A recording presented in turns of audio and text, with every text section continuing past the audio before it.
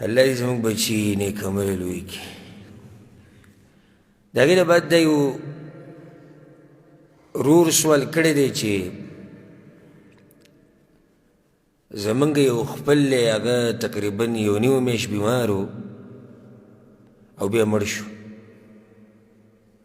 یو نیمه میاشت هغه منځونه نه شو کولی ځکه چې ډېر بیمار و.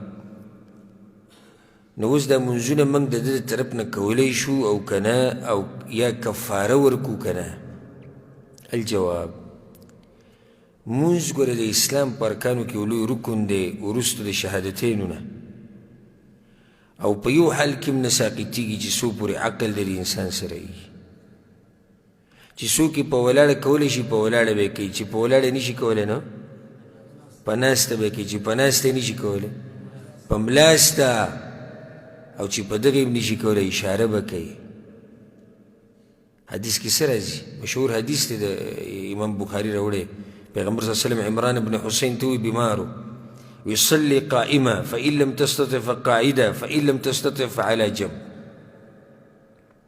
په ولاړه نشي په ناسته، په ناسته نشي په اړخ. نو څوک چې بیا په ناسته باندې لمونځ کوي دی به رکوع سجده چې نشي لګولی دا به د اشارې سره کوي، او سجده به په سجده کې به د رکوع نه لږ زیات ټیټي، رکوع کې به د هغې نه لږ کم ټیټي.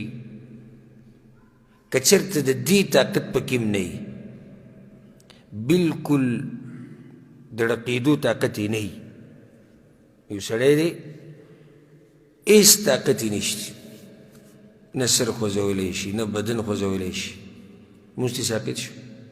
نه. اقوال خو شتي که نه؟ اقوال خو شتي که نه؟ دی به داسې الله اکبر یعنې ما لاسونه اوچت کړو، دا به ورسره نیت ساتي. سبحانک اللهم لکه دی اوس ولاړ بیا سبحان رب العلی اوس په سجده کې اقوال خو ویلی شي که نه؟ ویناګانې خو دي که نه؟ د دې اقوالو نه معجزه دی. یو سړی دی نه افعال کولی شي، یعنې کارونه نشي کولی د مانځه، د کارونو نه عجزه شو، اقوالو نه عجزه شو، مانځه چې کومې ویناګانې دي کوم اذکار دي هغه هم نشي ویلی، ساقط شو تیار څه نو څه به کوي؟ اشاره خو نشي کولی، زړه کې به نیت ساتي، په نیت سره به مونځ کوي. ګوره مونځ چې دی که نه د اقوال او افعال دي، کارونه دي او ویناګانې دي، په نیت سره د هر کار نیت دی، ذکر نیت سره یې ته وایي که نه؟ ښه چې دا کارونه هم نشي کولی ویناګانې هم نشي کولی، نیت پاتې شو، نیت پاتې شو. دلیل دی چې په یو حال کې هم مونځ نه ساقطېږي، الا دا چې عقل کار پرېږدي او سړی بېهوش شي. اوس دې ورور ته موږ دا وایو که دا بیمار داسې درجه کې و چې په یوې طریقې سره هم مونځ نشي کولی او په هغې کې مړ شو، نو بیا خو معذوره دی، بیا څه دی؟ معذوره چې دې درجې ته ورسېږي چې یعنې په یوې طریقې سره مونځ نشي کولی، یو دا سړی معذوره دی. که دی معذوره و او که نه و، دواړو حالاتو کې چې د مونځ پاتې شوی دی دا مونځ د ده له طرف نه هېڅ څوک نشي کولی. په دې باندې اتفاق دی د څلورو امامانو چې دا مونځ د ده له طرف نه هېڅ څوک نشي کولی.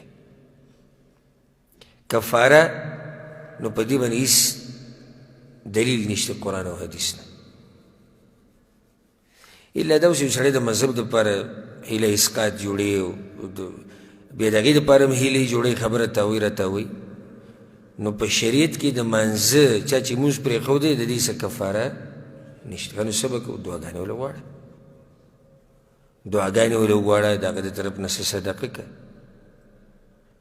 خو داسې چې یو مونځ دومره حساب دی او دا به دومره مسکینانو روټۍ شو، بیا دا دومره روپۍ شو، بس دومره حساب وی راووتو لکه زموږ دا مولیانې چې کوي.